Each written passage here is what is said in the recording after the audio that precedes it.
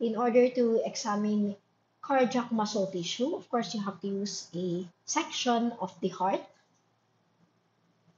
So here you can see that in no magnification, cardiac muscle tissue seems to be more irregularly arranged compared with your skeletal muscle tissue.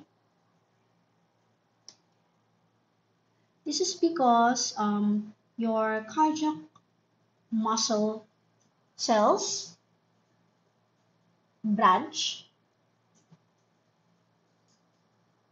like this, as opposed to your skeletal muscles, which do not exhibit branching. Okay? Your cardiac muscle tissue, like your skeletal muscle tissue, also has striations, such as this one. So striations are best appreciated under the high power magnification, 400x, and you can use the fine adjustment knob in order to see these striations.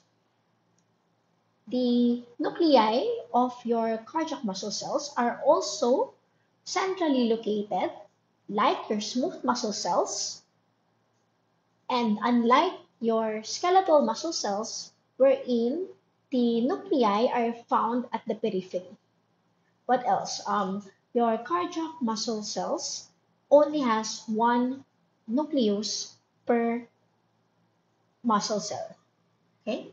Again, this is unlike your skeletal muscle cell, which has multiple nuclei in one muscle cell.